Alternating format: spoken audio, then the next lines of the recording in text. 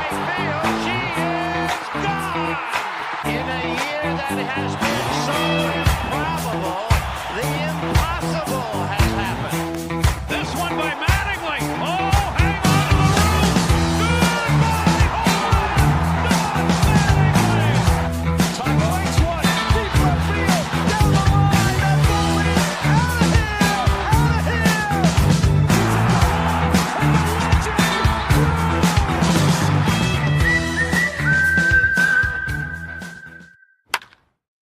What's up, everybody? Welcome back to another episode of Tablesetters, covering all things baseball. As always, I'm Steve, joined by my tag partner, Devin. What's going on, man?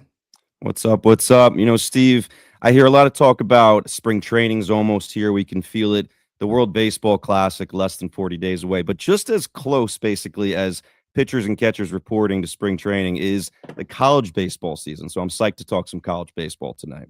So no warming up at the bullpen. We're excited to welcome back Ben Upton, co-founder and host of 11.7, one of the most trusted voices covering the college baseball landscape.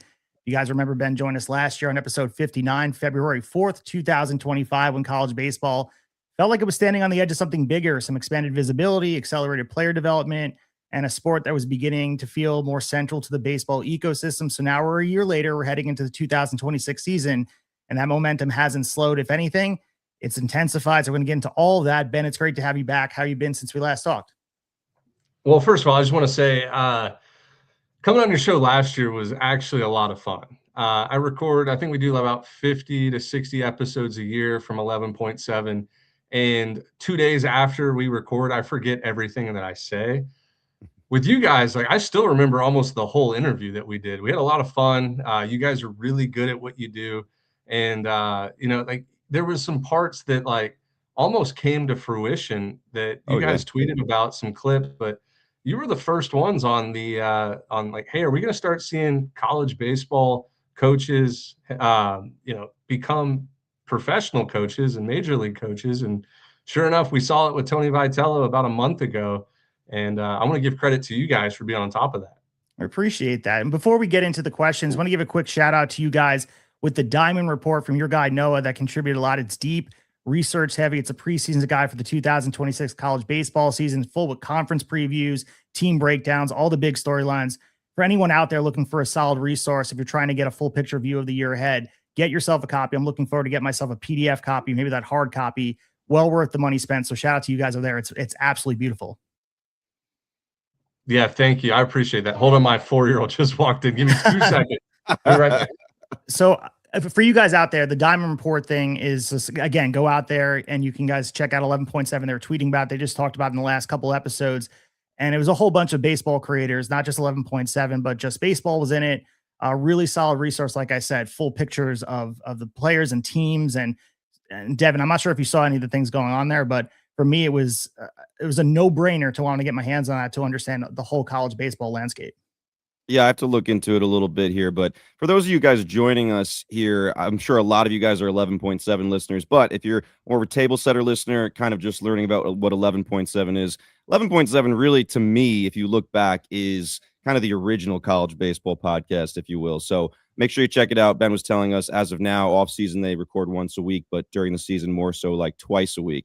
But Ben, when we spoke last year, a lot of what we discussed was projections, specifically where college baseball maybe was headed. Now that we've lived through another year since we last talked, another full season, what do you think the biggest tangible change you've seen was since we talked last year? Is it the way teams like LSU, Tennessee, and Georgia kind of reload every year, or the speed of roster turnover through the portal, or maybe the way fans now follow the sport on a national level year round? What do you think the biggest change is right now? Well, I mean, the biggest change, like schematically, is like they're allowing up to 34 scholarships now per team. Not every team is taking advantage of the 34, but at the end of the day, like it falls back on the universities to like, see if they're willing to invest into the sport of college baseball. And there's been hundreds of teams that have bumped up the scholarship limits, letting these kids actually get full rides rather than splitting scholarships with teammates. I think that's probably the biggest change, but like the transfer portal is still so intriguing to me. It's tough on these kids because if you are a really good player at a smaller school, There is some NIL money now where you can go play against bigger and better competition. But you also have seen college baseball players stay loyal to the teams that took a chance on them as freshmen and junior college transfers, which we haven't really seen in the football or basketball world. It feels like more of a money grab for those sports. But in baseball, you'll see kids stick at a mid-major or even like a low mid-major just because they're like, hey, these are the coaches that recruited me. This is where I'm comfortable. So I think that's pretty cool to think about in like a bigger picture style. So if we look at the preseason picture, of course, everyone wants the projections. I mentioned the Diamond Report and trying to understand the landscape.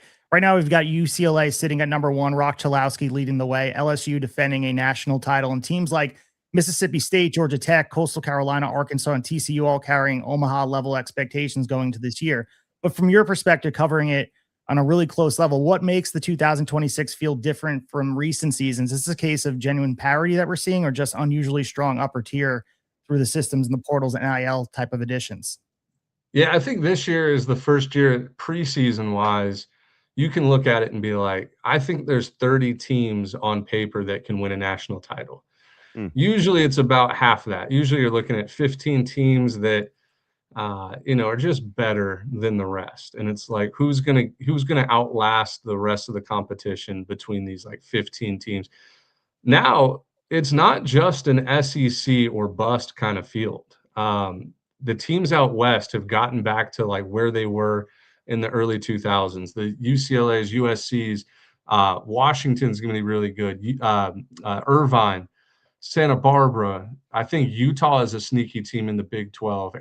Both Arizona schools are back where they need to be. And this is a sport that's been dominated by the Southeastern Conference the last decade plus. They've won every College World Series since 2019. They've been in the finals, it feels like, every year since 2013 or 11. So I think this is going to be the first year where a non-SEC team will win the national championship. And speaking of one of those teams, Steve mentioned UCLA opening the season as the preseason number 1, built around Rock Chalowski, the favorite right now, heavy favorite to be the number 1 pick in the Major League Baseball draft. Arguably the most complete position player in the country, plus veteran core along with him, manageable Big Ten path. Early, obviously, but do you agree with UCLA as the preseason favorite? Yeah, I do. On paper, they were an Omaha team last year and a really good one. They returned the best player in the country, the number 1 overall pick coming up in Rock Chalowski. They also returned pretty much everybody out of their bullpen. They have 2 returning arms in the starting rotation that are better than they were last year. And then I think they only lost like 1 or 2 guys from their starting lineup. Like this is a UCLA team that Coach John Savage has been waiting for them to become juniors and seniors. Now there is not a conspiracy, but there is a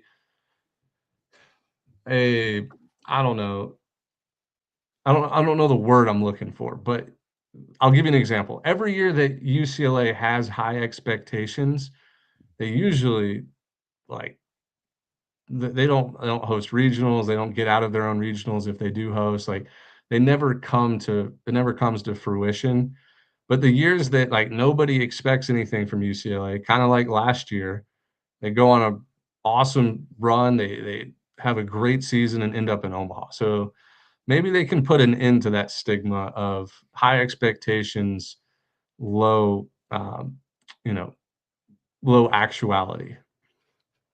And then Chalowski's name, you've heard it for months already leading up to the season as all the talk about a surefire number 1 overall pick. When I hear it, I can't help but think back to last year when it seems like everyone was talking about Jace Laviolette as a possible number 1 overall pick. Obviously, things go poorly for him and Texas A&M. He ends up going 27th overall to the Guardians. So just quickly to touch back on him from last year, what do you think went wrong for him in 2025? It's tough to say. He showed a lot of glimpses of his potential and like who he was as a freshman. I'll tell you what, something people don't know about Jace Laviolette is He's a bulldog. He's a warrior. He's somebody that wants to win, and he's like a huge team first kind of guy. A great example of that was in the SEC tournament where A&M is fighting for their lives just to make the postseason. You know, they have to win another 2 games in the SEC tournament just to get into a regional. He broke his hand and like the hamate bone right here, getting hit with a pitch. And he ended up not getting surgery, icing it, taking some painkillers, and he came back the very next day at 9 a.m. and played in the game and got a hit. So that's somebody with first round potential at the time, millions of dollars on the line, and he's like, I don't care. Like, I want to win this. Like, I want to win this for the guys. So he's somebody that like I'm 100% certain will be an MLB All-Star one day. He had one bad season, but you look at him, he's 6'6", 230, runs like a deer. The power is Matt Olson-esque. Like he's somebody that I would want on my team, 100%. So we talked about UCLA, but right behind them, it's LSU. They're chasing history with a chance at 3 national titles in 4 years, something by my research only USC has ever done. Mississippi State just rebooted under Brian O'Connor. Georgia Tech brings back Drew Burris and most of its ACC title core. Drew Burris, the cover athlete on your Diamond Report. Coastal Carolina might have the best pitching staff in the country, headlined by Cameron Flukie. I heard you guys discussing him on your last episode. So if UCLA stumbles, which of those teams is best positioned to take over the sports center of gravity in 2026? And why should everybody be looking out for them? I can make a case for all 4 of those teams. I think the team that I like the most is probably LSU of those. Sure, they lose a lot, but at the same time, like they reload out of the transfer portal better than anybody has ever done. Think about their transfer portal hits. You know, Paul Skeens, Tommy White. There's a list of about 8 guys that were All-Americans from the transfer portal going to LSU. Guys don't just go to LSU for the money or for the competition. Like they go there to develop, and LSU develops just as good as anybody else in the country. And then, you know, with Jay Johnson being the head coach, he's somebody that is a proven winner and he will win wherever he goes. So to doubt him and his ability is like something I don't want to be on the other side of. So the Baseball America Player of the Year conversation this season is unusually stacked. Obviously, we mentioned Rock Chalowski already, trying to do something that's never been done, win the award twice. Drew Burris, Steve just mentioned at Georgia Tech, has obviously a real statistical case here. Derek Curiel, LSU, moving to center field while posting elite contact rates. His name's going to be in the mix. Ace Reese, Mississippi State. Justin LeBron, obviously at Alabama, middle of the order impact. So we could go on. There's others there as well. When you evaluate a player of the year race, what actually do you think is going to separate these guys? Is it just raw production, maybe two-way value to their team, or how much they elevate the players around them? What are you looking at to kind of separate these guys? Yeah, for the most part, it kind of feels like the eyeball test is like the one thing that chooses the winner of the Golden Spikes National Player of the Year. Feels like the guys that get the most, I don't want to say just social media, but like the most eyeballs on them, the most like, oh, wow moments. Stats in college baseball is kind of weighted weirdly because you're going to have a guy at Morehead State that hits 450 with 29 homers and 100 RBIs. But like those stats aren't as weighted as, you know, an SEC player hitting 390 and, you know, has 21 homers, but also was like playing consistently better competition. So like if you go back and look at the winners since I think like 2021 was like the first time we saw it with Kevin Kopps winning it, the relief pitcher from Arkansas. He had a ton of big moments that he performed in. And, you know, going all the way back to last year's winner in Aloy, he was somebody that like his numbers weren't eye-popping, oh my God, this is unbelievable. It was more of, oh yeah, he hit another go-ahead 3-run homer in the 9th inning, and everybody in the world saw it. So I think it's more about eyeballs, and I don't want to say it's like a Heisman who had more Heisman moments, but it's kind of what it's been with selecting winners. So I don't know. So if we are talking about offense, of course, Omaha does run through pitching. And this year alone, we're talking about arms. We mentioned some of them by name before. Cameron Flukie at Coastal, Jackson Flora at UC Santa Barbara, Kason Evans stepping into that Friday role at LSU, and Dax Whitney at Oregon State. And let's not forget Tommy Lepore at TCU.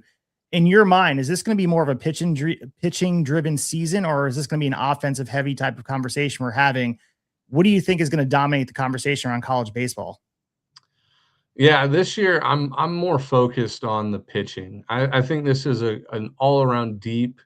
If we're talking draft and draft prospects, I think it's a way deeper pitching draft and then high school position player draft. And these pitchers finally have found ways to dominate in this new ball, new bat era. 2022, they switched the balls up. The NCAA did. Like the balls are just flying way further and way harder than what they did, in the 2010s. And I mean, I kind of like it. Everybody likes to see home runs and balls fly to the moon. I get it. It brought more attention to the sport.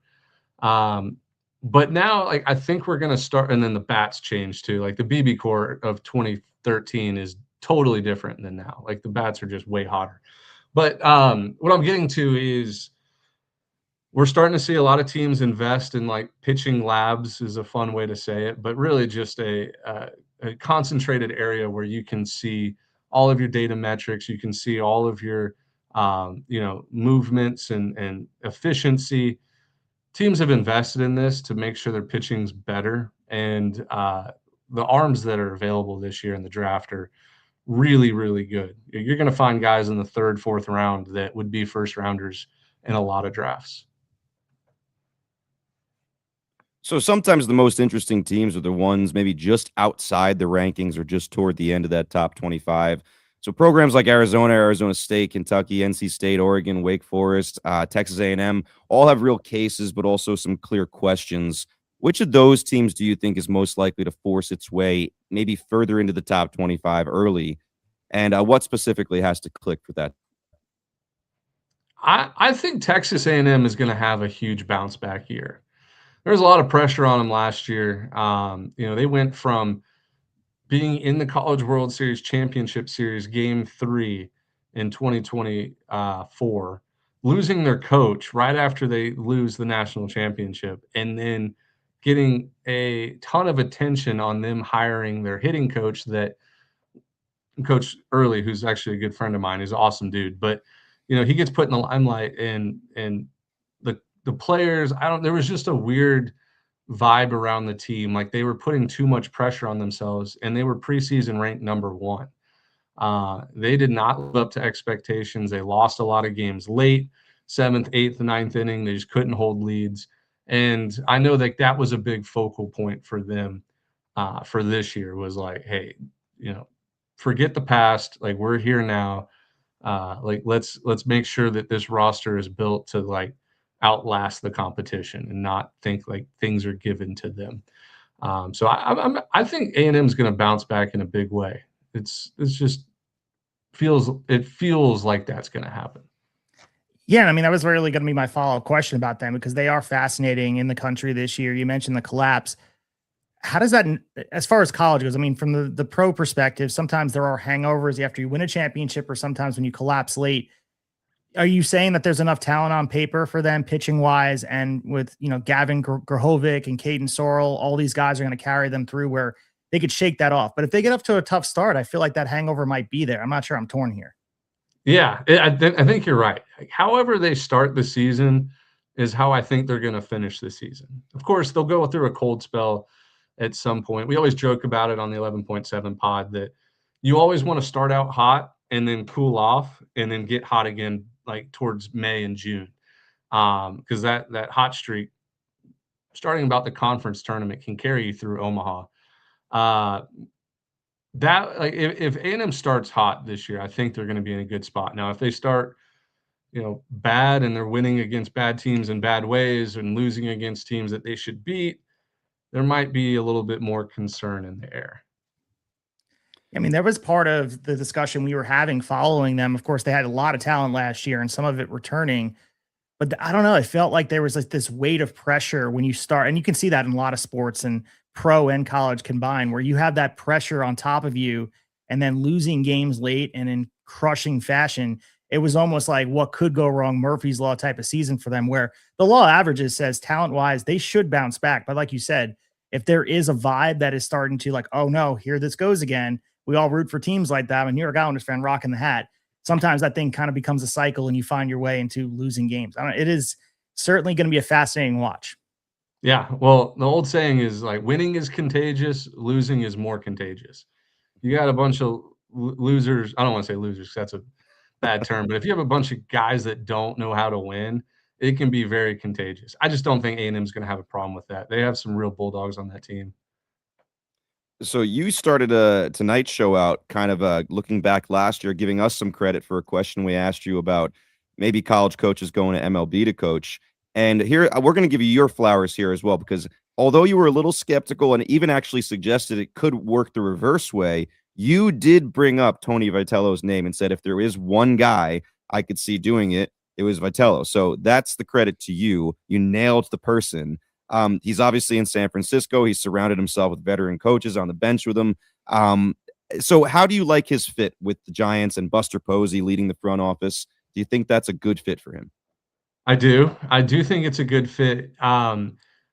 To be completely honest, like the reason why I brought up his name last year when you answered that question, I've always had like a conspiracy that not a conspiracy. I think he really wants to coach at Arkansas. Hmm. And I've said this multiple times on the podcast. I think I've even tweeted about it in the past.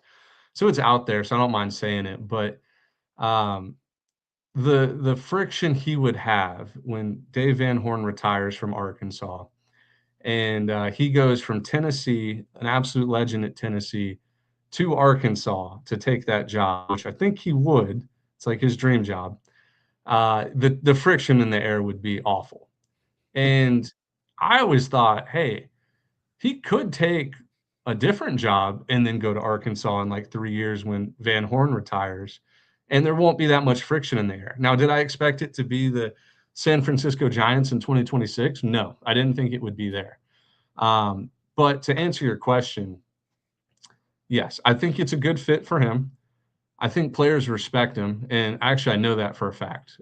Even if you're a 35-year-old veteran and 12-year vet in the major leagues, like you're going to respect Tony Vitello because he's all business and he's all about protecting his players and having his players play hard for him. And there's no better guy to have in your dugout than Drew Gilbert, who I think on record has said, I would go to war for Tony Vitello. Mm. So I think it's the perfect fit for him. Buster Posey, absolute legend in college baseball. He understands the game. He played under the best coach to never win a championship in Mike Martin. I think second most wins all time, maybe the most wins all time in college baseball. So like he understands the sport. He understands what makes a good leader. And yeah, I think it's going to be a perfect fit for that organization. Now, watch out. I think after Van Horn retires in 3 to 5 years, I think Vitello is going to jump ship and go back to college. I don't think he'll be in the MLB forever.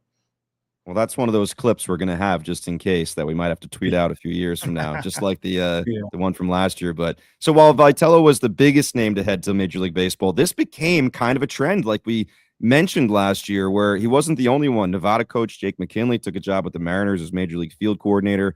Arizona pitching coach John Drouin, who's been called the pitching whisperer, took a job with the Mets as pitching coordinator. There's more. We're not going to list all of them, but do you think we can officially call this a trend, and do you see more of it coming maybe, next year? Yeah. I don't really know what to think of it. I've talked to coaches that are in and around these situations. Like, why is this happening more? Nobody's really given me like a good answer that to be honest, I think that there a little bit is more of like change of scenery. These college guys want to change of scenery and like they want to put something on their resume that shows that they were coordinating pitchers at Double-A. Like that's really cool. Like to put on a resume and try to get a better college job. But I also think like Major League Baseball is turned a big interest in wow, like these colleges are able to develop players.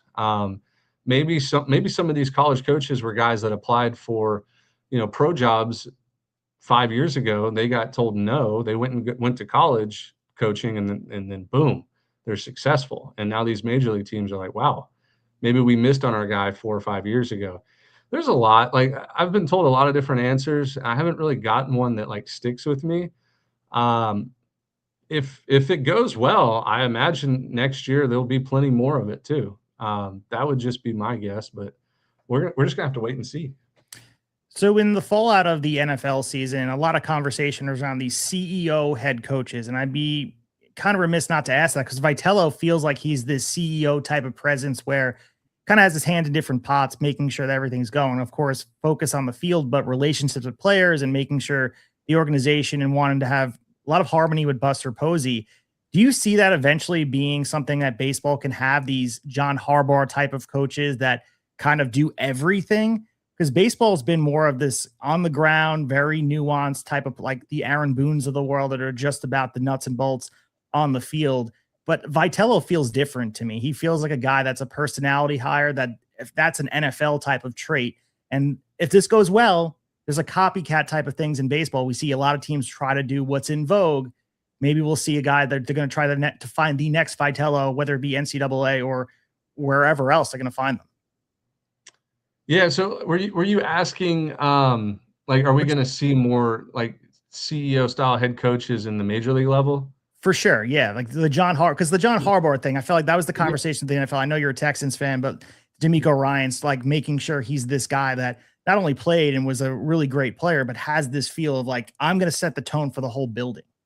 Right. No, I think you're actually spot on with that projection.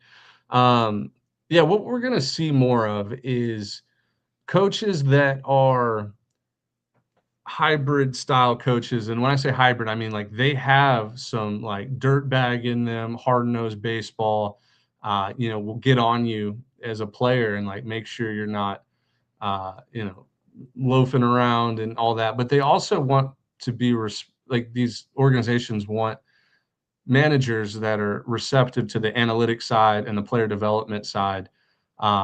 And like they can't put somebody on the analytics team in the dugout with those players without, they probably wouldn't be a respect factor that they would look for. Like the players would look at the guy that never played the sport, never coached the sport in a way of, I don't know, like almost disgust. Like, oh, why am I playing for this guy? But there's also like, the old school head coaches, the Wayne Grahams of the world, or I guess, Dusty Bakers and Lou Pinellas that wanted nothing to do with analytics. They wanted to coach baseball how they were taught. I don't think we're going to see very many of those guys either because they're not receptive to the analytics portion. So I think they just want somebody that is willing to listen to them, not be robots or puppets and do everything the front office says, but, be receptive to that and then relay it to the players so the players understand and grasp what the front office wants them to do and how they want them to develop. So that would be my guess. And I think Vitello is like the perfect guy to do it. Tennessee was very analytical in his tenure at Tennessee, like very good analytics department. They're always prepped on scouting reports. They were always prepped on recruiting. Like they didn't miss on guys. So yeah, he's a perfect example. So going from the Tennessee perspective, we'd be remiss not to ask about Vitello's replacement, Josh Elander. He ends up getting the promotion October 2025. Did you feel like this was the right move? Obviously, coming up from underneath the assistant coach under Vitello was the appropriate move that fits Tennessee's vibe of what they're going for? Oh, yeah. I thought there was two people for the job, Josh Elander and Kevin Schnall at Coastal Carolina. I thought if you couldn't get Kevin Schnall from Coastal Carolina, then Coach Elander was the best move other than that.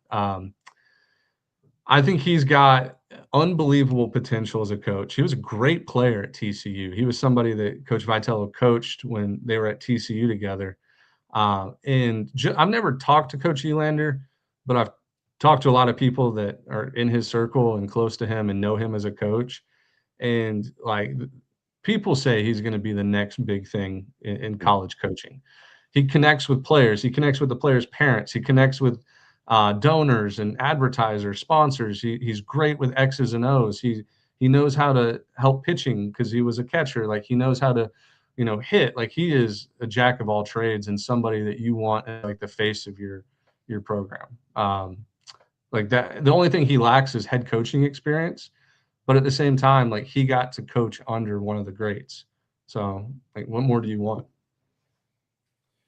So to wrap up this part of the conversation with the whole coaching, back to MLB college kind of connection here, I'm gonna put you on the spot here and see if you can go 2 for 2, just in case this does happen in the near future.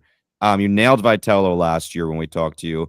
We didn't find out until months later, obviously. But if this were to happen again, a current college coach taking a big league manager job, so not just a role within the organization, going straight from managing at the college level to managing MLB team, who would you put as the favorite to do that right now in the college game? Off the top of my head, Kirk Saarloos from TCU. He's somebody that pitched in the big leagues for the Astros.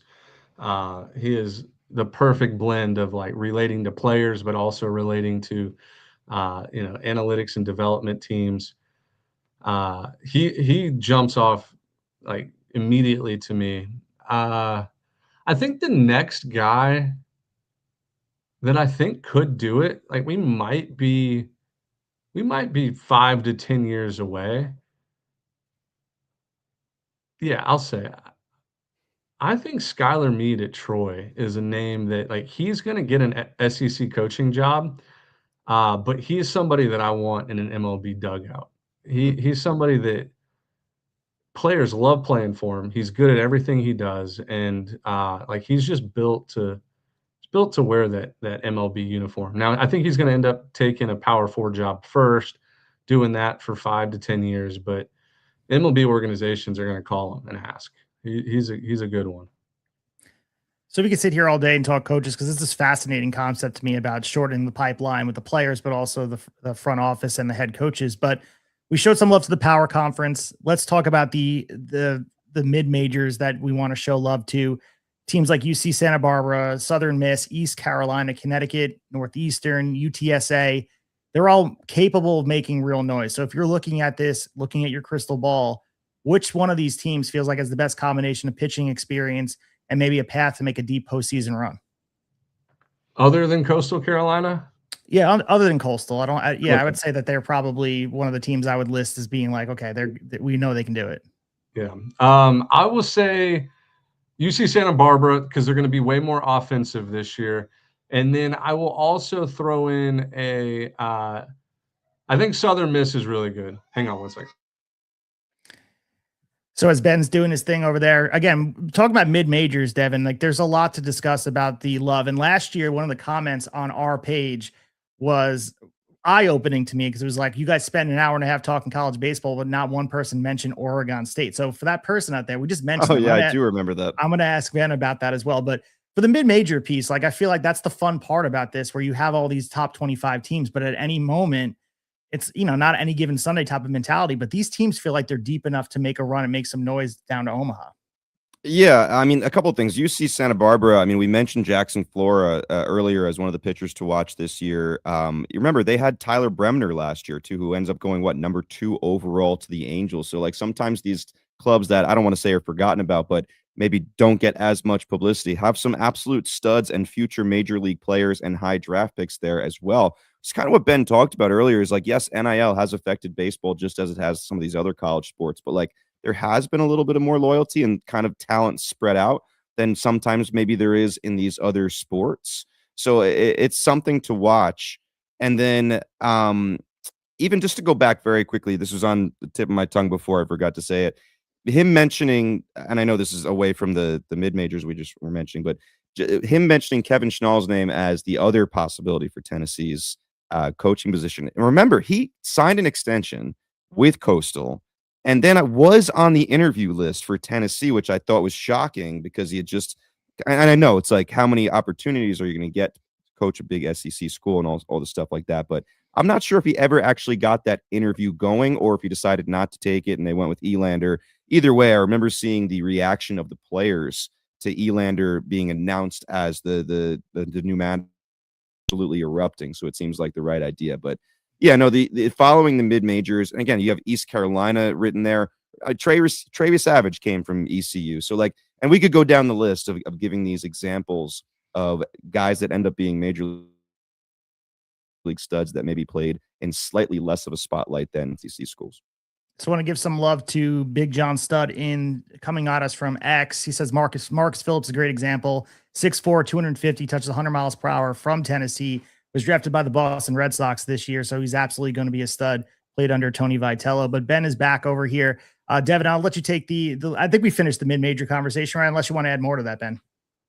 No, I need to hop off here. I'm sorry, my 4-year-old threw up everywhere. So I'm so sorry, guys. I will come back on before the season starts too. So if you guys are recording next week or 2 weeks or whenever, I'll come back on. I just got dad duty. No worries, man. We appreciate you hopping on. Completely understand. We appreciate you, dude. All right. Awesome, guys. I'll come back on, I promise. No, sounds good, man. I hope you have a good night. Thanks. All right. So while Ben hopped off, we had a little bit more questions, but Devin, I'll let you take the lead on just the Delaware conversation, just about what you want to talk about Coach Mams and kind of wrap up what you wanted to say to him and give your ideas about what's happening over there in Delaware. Yeah, so let's just we'll touch upon some of these things. Obviously, we would have liked to have Ben's expertise here, but here I want you to focus here, Steve, on the rundown. We'll talk about number 11. We'll talk about number 13, and then maybe jump down to 15 and wrap it up. I think that we could mention some good things. Actually, 12. Let's put 12 in there as well, because I think we have some thoughts on these as well. But I'll start Delaware. I was just going to touch upon it. So Delaware is interesting. I'm an alum, so this is a biased question for me that I was going to ask Ben. But they moved from the CAA to Conference USA. So I know we talked to Coach Mams when we had him on the podcast last season a lot about their upcoming move from the CAA to Conference USA. And my wonder is when a team moves to a seemingly, I don't know, I would say more competitive conference with more travel as well, as far as hopping on more planes and things like that instead of bus rides, should growing pains be expected? So again, just your general thoughts on a college program. And again, Delaware is interesting because they were just in Division I football for the first time this year instead of 1AA, and they actually made a bowl game. They finished 6-6. To me, I thought they were going to get absolutely rocked every week, but that's not what happened. So I just wonder what the initial prognosis is going to be of a program moving conferences like that. Yeah, and it feels like the little things. We talked about this with Will Klein of the Los Angeles Dodgers. He was on here talking about what really sets a winning organization apart.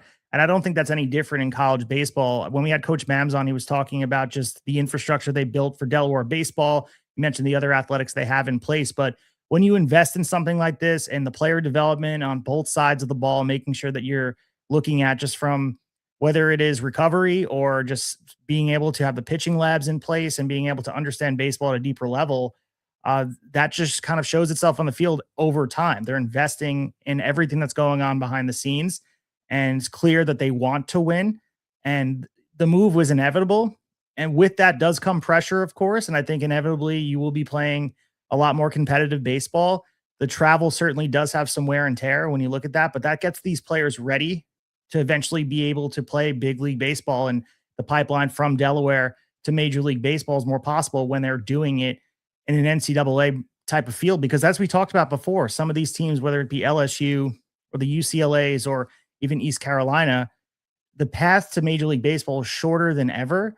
And it's because they're playing baseball that's similar to Major League Baseball with all things considered. It's the travel, it's the wear and tear, it's the pressure. These things are not just being able to hit pitches and throw pitches and catch balls. It's about doing the things that make you a big leaguer on a daily basis. Sometimes the grind is about practicing and making sure you're getting there. I think Delaware is doing that from top to bottom and starts with Coach Mams. Yeah, and shout out to Aaron Graber, their best offensive player for the last couple of years. Ended up playing in the draft league and tore it up like he did at Delaware for years. This guy's a stud. Just look at the exit velocities. He's in the Angels system now. I'm going to be watching him. Not a name most people would know, but as a Delaware alum, have my eyes on him.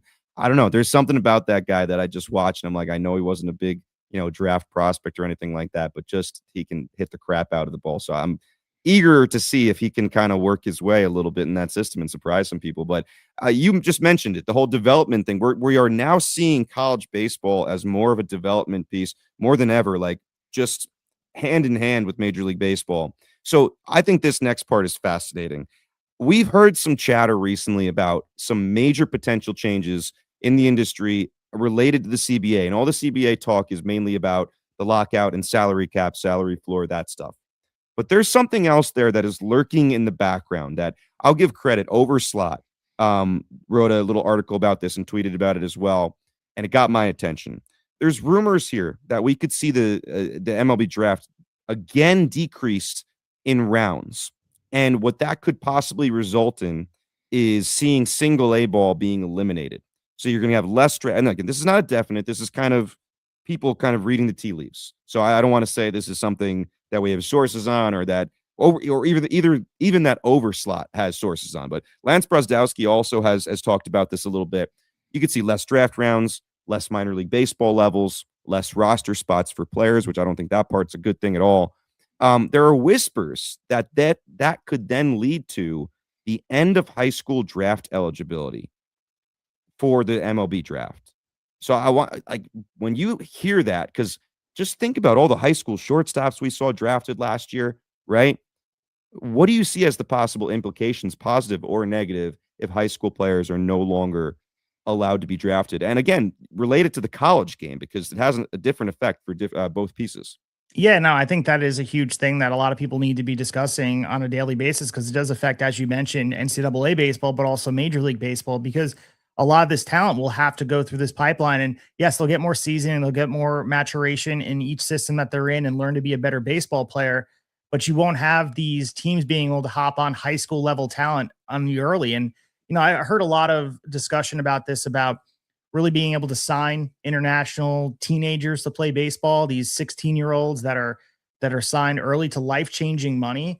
And there's been some discussion on maybe that needs to change as well. And of course, you don't want to take money out of someone's pocket, but to further emphasize the effect for NCAA, it helps obviously those programs grow. You have more talent, you have more polished athletes there. And to think what it would have been like to have A-Rod playing in a college baseball uniform somewhere down the line, like, things like that are good for college baseball. And in turn, it probably is good for Major League Baseball, not in the immediate, because you want to see the best talent on the field. But I think as the pipeline continues to short from being drafted to getting on a big league ball field, you have to make sure these players are ready. And I think NCAA is becoming a lot like what we've seen for NCAA football, to really get these players up to the level. And, you know, I think that is part of this pipeline system, that to use the word, it's a feeder. And to have same thing with football. College football acts as this. You have players that play in these teams and these organizations that, or these universities that are pretty much a pro organization. I would say Alabama, the Crimson Tide, are essentially a pro football team when it all comes down to it. So when you get drafted to, let's just say, the Seattle Seahawks, you are prepared to play football at that level. And I think the same thing would be good for baseball in that way. Yeah, and you can look at it a lot of different ways, but it caught my, and again, I don't know how, you know, some of these, I mean, Lance Brosdowski has his finger on the pulse all the time. So when you see him talk about it, and even like see the idea of high school eligibility not existing anymore and actually buying into that as a possibility, it carries some weight. And obviously, like you mentioned, could be great for the college game where you get even more talent there. He mentioned, like, if you're going to now see college baseball, he called it development offloading, right? And all right, we're getting rid of single A. So now we're kind of counting on college baseball to be a little bit of that development. We're offloading it to college. The problem is that he brought up, in college baseball, there's so much transferring of players to different places, right? He showed Chase Burns as an example of a guy who was one place or it was in Tennessee and then goes to play at Wake Forest. And you have different coaches, different development. Is that a good thing? If that is a major source of development getting towards the majors? And he wasn't sure, but he kind of veered towards 70% no. So, like, there's a lot of moving pieces there. But when you talk about that maybe being even more talent to college if they can't get drafted, and just remember, like, Eli Willits was the #1 overall pick. That's a high school kid, right? Ethan Holiday was one of the biggest picks in the draft. High school kid. Like, it's littered with high school kids. And those just wouldn't be there. They'd be going to the college game. A lot of these guys commit to college programs, but then end up getting drafted and deciding not to go to college. But hand in hand with that is a conversation we brought up on a different episode about Janae Sato. This is another thing that might increase the talent of college baseball. So it kind of goes hand in hand.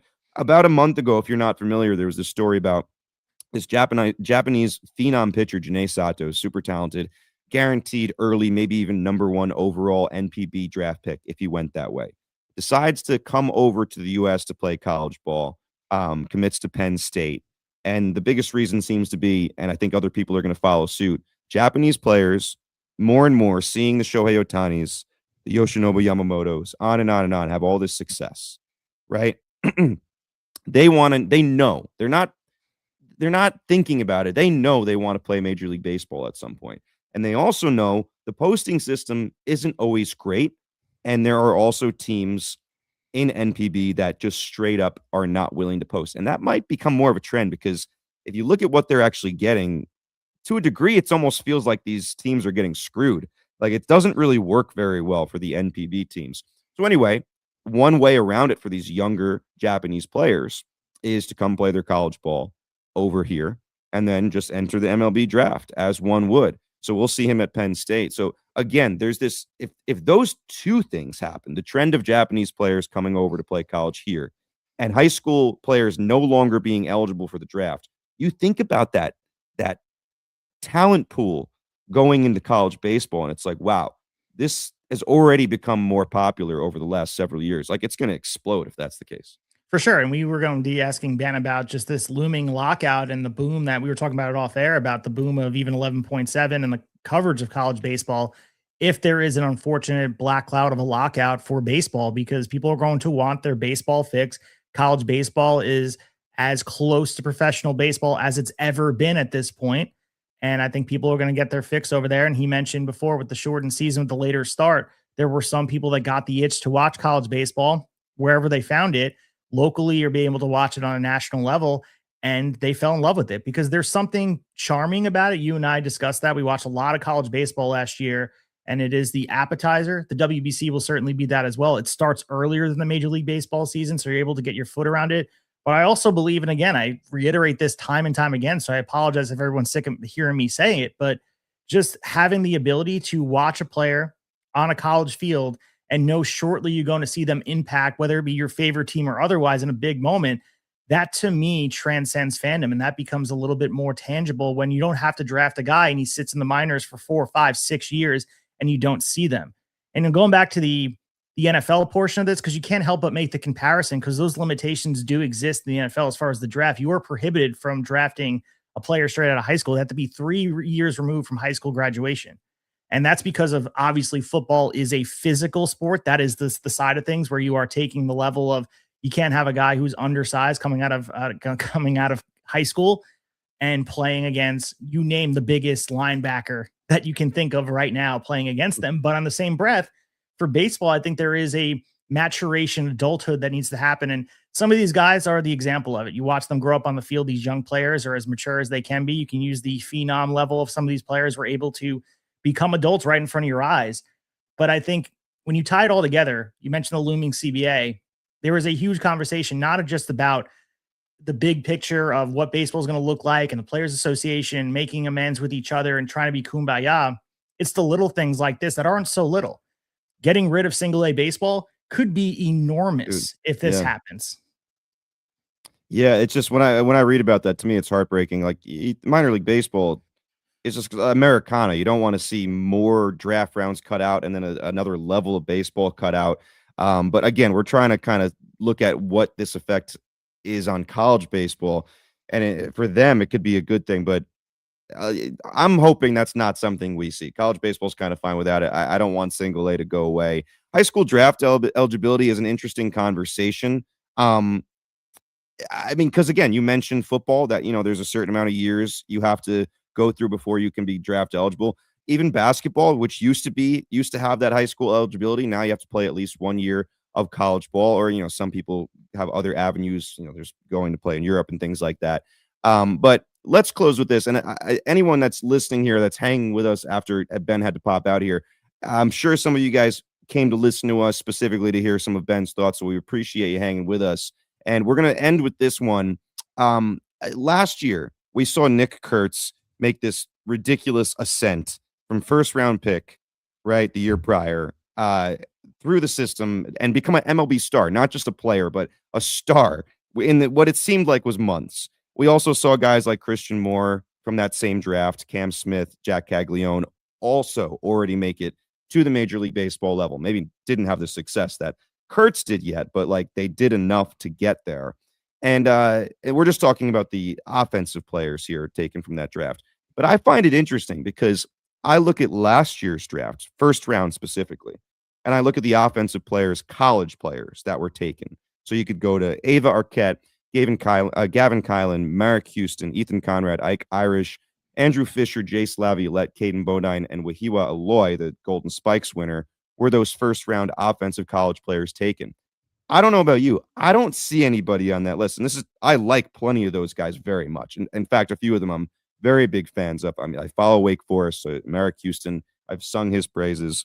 Ethan Conrad as well. He's in the Cubs system. Looking forward to see how he does. His college career kind of got cut short by injury last year. And big fan of Andrew Fisher in the Brewers system as well.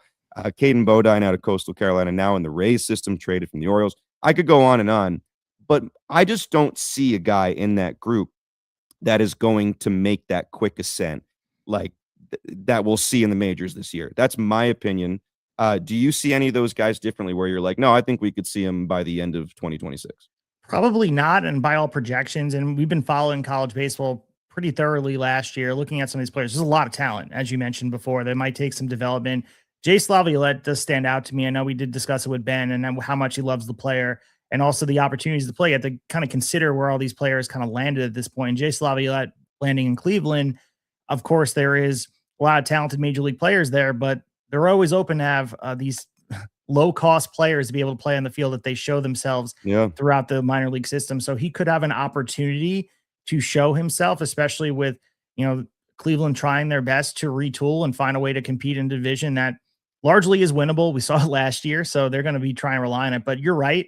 I don't think we have these outlier players that we've had in the past. And I just that speaks to who Nick Kurtz is and the phenom.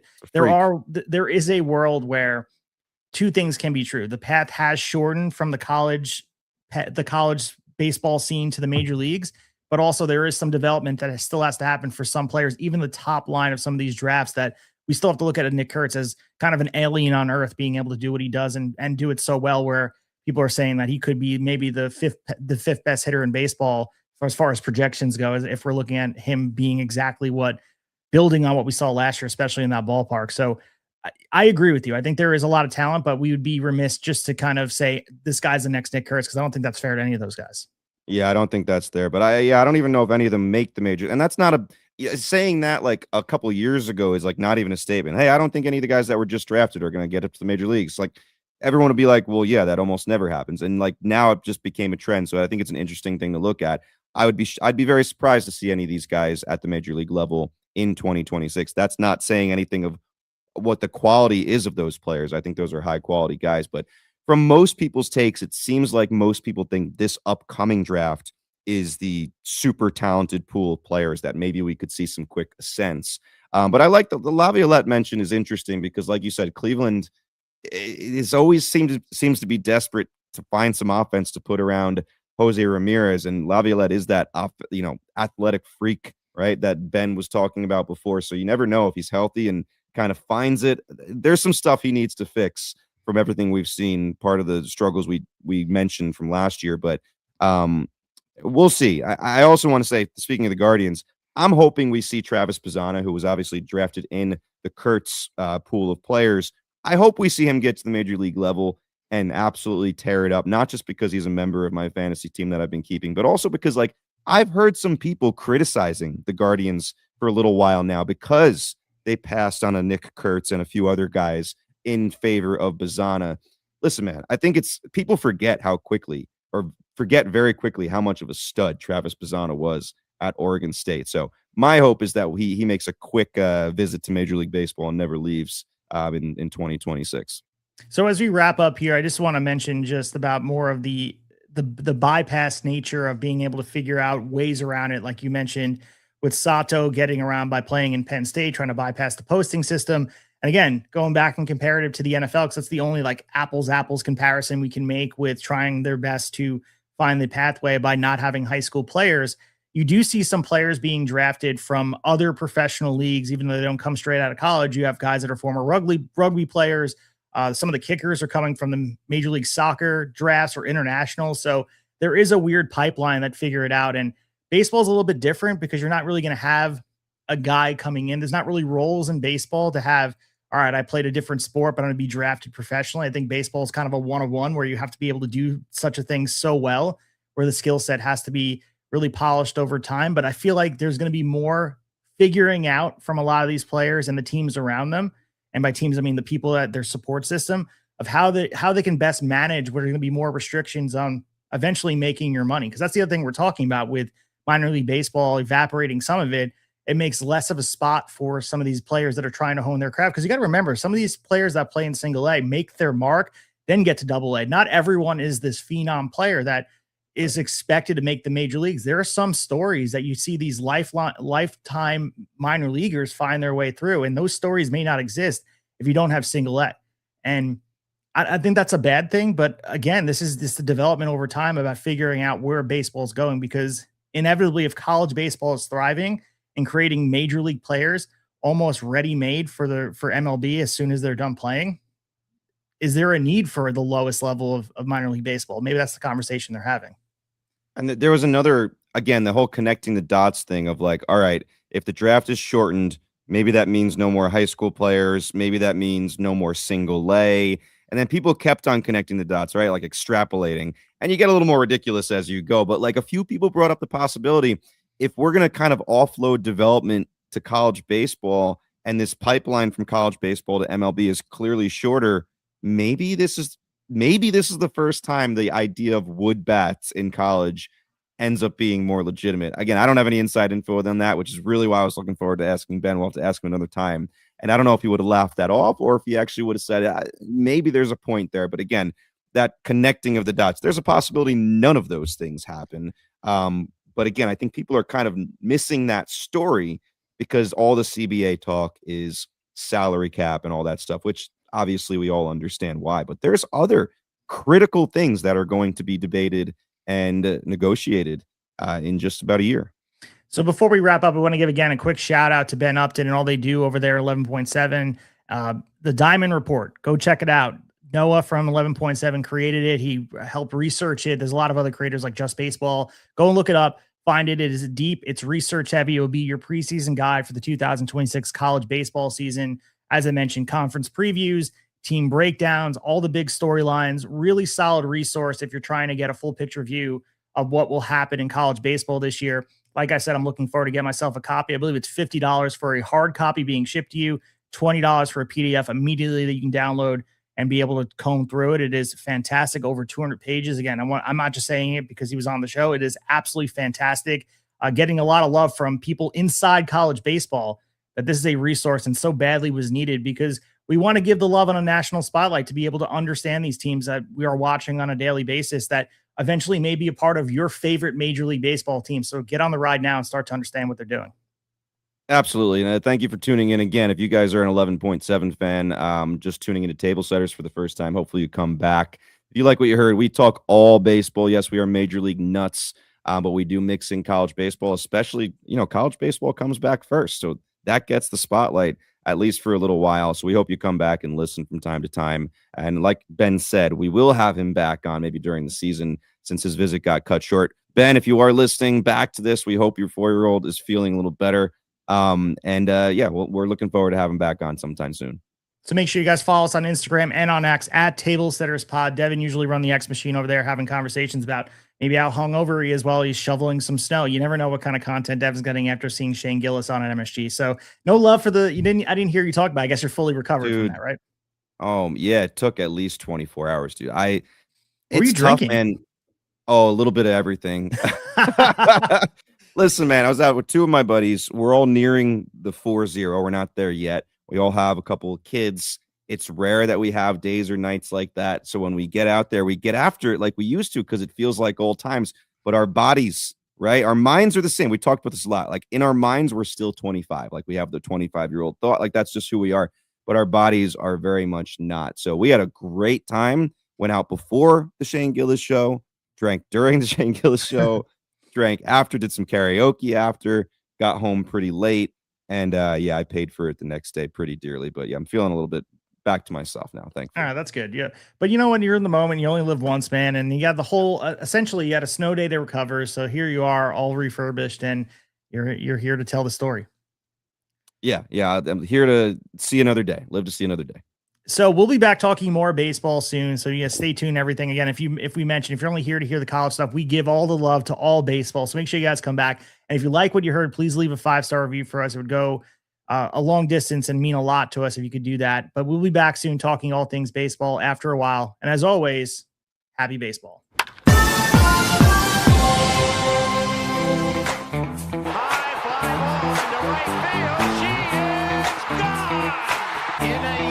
It has been so improbable, the impossible has happened. This one by Madden.